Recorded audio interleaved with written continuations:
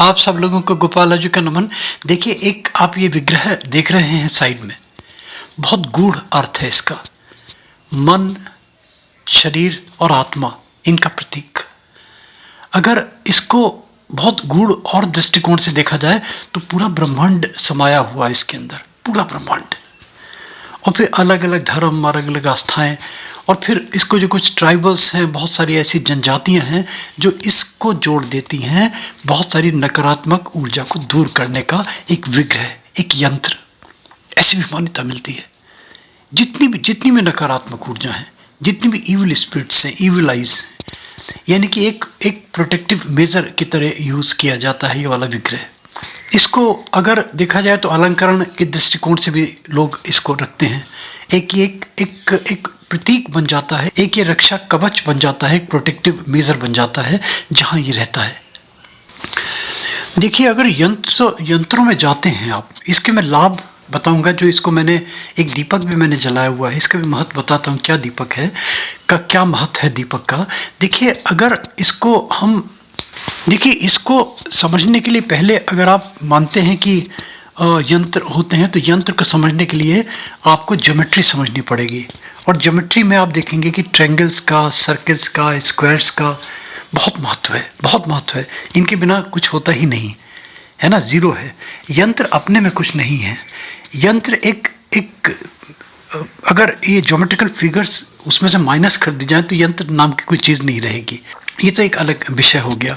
देखिए, इसमें मैंने एक दीपक रखा। ये तो मैंने बहुत जगह देखा। मैंने बहुत सारे लोग तो इसको जो क्रिश्चियनिटी में मैंने एक जगह पढ़ा कि ये अगर ट्रायंगल उल्टा, अगर ट्रायंगल सीधा, यानी कि एपेक्स जो है इसका पीक पॉइंट है, ऊपर ये नीचे रखा जाए, इसको आध्यात्मिक दृष्टिकोण से वहाँ देखा गया। मगर लंबा वीडियो नहीं करूँगा, जिसको देखना हो वो देख सकता है कि इसकी क्या महत्ता है। बहुत सारे आपको इसके आर्टिकल्स मिलते चले जाएंगे। मैंने इसको ब्लेंड किया तंत्र से, मैंने इसको ब्लेंड किया रूहानियत से, मैंने इसको ब्लेंड किया। अगर इसके सामने बैठ के अगर आप मेडिटेशन करते हैं तो ट्रिमेंडस आपको अचीवमेंट्स होने लगेंगे। ये बिल्कुल फैक्ट है। अब इसमें दीपक मैंने जो जलाया, दीपक का क्या महत्व हो सकता है इसके सामने। अब मैंने देखिए एक दीपक जलाया मैंने। अब दीपक को हम पंच तत्वों का कारक मान सकते हैं, क्योंकि इसमें पांचों तत्वों का समावेश है। देखिए, अग्नि में तपता है, पानी से बनता है, हवा में सूखता है, सारे तत्व इसके अंदर विराजमान हैं। इसके अंदर मैंने इसीलिए इसको स्थापित किया। एक सामान्य सा, आप एक जैसा भी बन सकता है, एक सर्कल बना लें आप, उसके बीच में एक ट्रायंगल बना लें। और ट्रायंगल भी बनाना है समबाहु, जिसको तीनों बाहु जिसकी इक्वल हो। और इसके फिर अगर और गूढ़ उसमें जाना चाहते हैं, अगर आप इसको समझना चाहते हैं, तो आप ये समझें कि जो ट्रायंगल की महत्ता है एक पिरामिड से ले सकते हैं, श्री यंत्र से ले सकते हैं। क्योंकि जो इनके एपेक्स होते हैं, जो पीक पॉइंट होते हैं, क्योंकि मैंने इसमें समबाहु बताया, मगर अगर मैं अपने लिए करवाऊंगा, किसी को करवाऊंगा, पर्सनली करवाऊंगा, तो मैं उस व्यक्ति विशेष के अनुसार इसके एंगल बताऊंगा।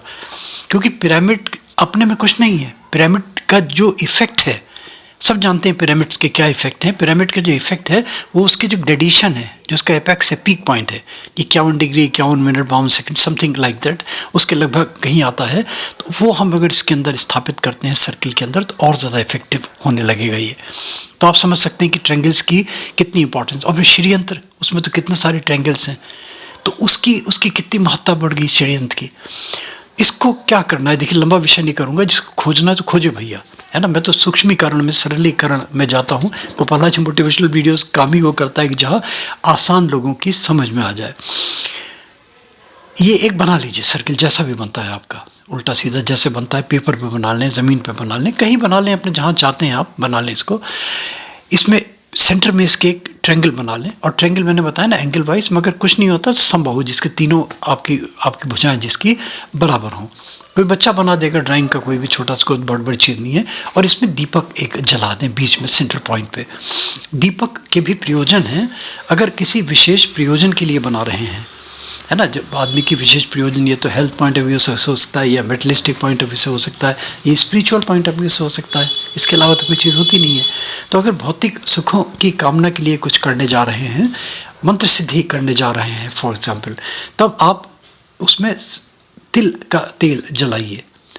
और जो बत्ती बनाते हैं वो बत्ती तीनों कामों के लिए आप अगर बत्ती बना रहे हैं तो बत्ती की जो सबसे अच्छी तरीका होता है वो है कि जितनी आपकी लेंथ है उस लेंथ के बराबर आप कच्चा सूत ले लीजिए, उसको मोड़ लीजिए, उसकी बत्ती बनाइए।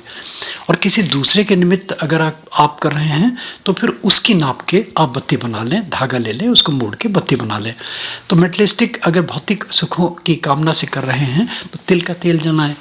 अगर मान लीजिए किसी रोग शोक या कोई अनयूजुअल चीज़ या कोई और इविल स्पिरिट्स, इविल आइज या कोई और नेगेटिविटी कहीं दूर करनी है उसके लिए बना रहे हैं तो मस्टर्ड ऑयल, सरसों का तेल लीजिए।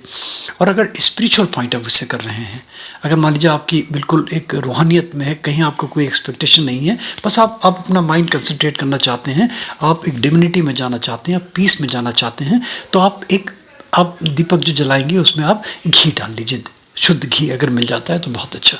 इसको जला लें और जलाने के बाद में इसको नॉर्थ ईस्ट डायरेक्शन में रखें, यानी कि आपका जो फेस है वो आपका फेस करना चाहिए आपका नॉर्थ ईस्ट डायरेक्शन में, या ऑब्वियसली दीपक आपके सामने होगा।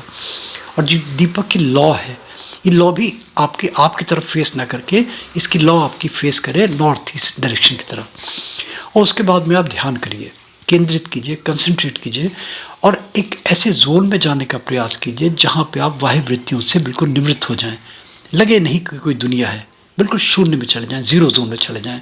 जब ज़ीरो जोन में जाएंगे आप तो मैं नहीं समझता कि 10, 15, 20, 30 सेकंड से ज़्यादा कोई बैठ पाएगा, क्योंकि जहाँ बैठेंगे ना तो मन भटकने लगेगा, मन चलायमान है ना, विचलित होने लगेगा। उसको कंसंट्रेट करना है आपको। और अगर माइंड मान लीजिए 10, 20, 30 सेकंड, आधे मिनट, 1 मिनट के लिए कंसंट्रेट हो गया, इसलिए दीपक रखा जाता है कि आदमी अधोमुखी नहीं बने, ऊर्ध्वमुखी बने, ऊपर की तरफ देखे। तो जब वो स्थिति आती है फिर उसकी क्रियाएं हैं, योग की क्रियाएं हैं, किस तरह ध्यान में जाए। फिर उसके बाद में विजुअलाइजेशन ऑफ कलर्स होता है, वो किस कलर में आप जा रहे हैं, पहले काला दिखेगा और डिफरेंट कलर्स जैसे जिसकी आस्था, जिसका तत्व जिसका जागृत हो जाए वो फिर उसको आभास होने लगता है। तो धीरे धीरे धीरे धीरे जाते जाते अगर आप इसको अभ्यास करेंगे, मान लीजिए आप दिन में कभी जला लिया, जब भी फुर्सत हुई आपको, पीसफुल एटमॉस्फेयर हो, शांति हो, कहीं कोई आपको डिस्टर्बेंस नहीं हो, और वहाँ पे फिर आप प्रयास करें कि वाह्य वृत्तियों से आप बिल्कुल निवृत्त हो गए और इस दीपक में आप ध्यान करें, केंद्र करें, इसको सामने रख लें, मात्र कुछ नहीं करना। आप देखेंगे कि आपको एक रूहानियत की, डिविनिटी की आपको एक अवस्था में पहुंचने लगेंगे, एक इटर्नल प्रेशर आपको महसूस होने लगेगा।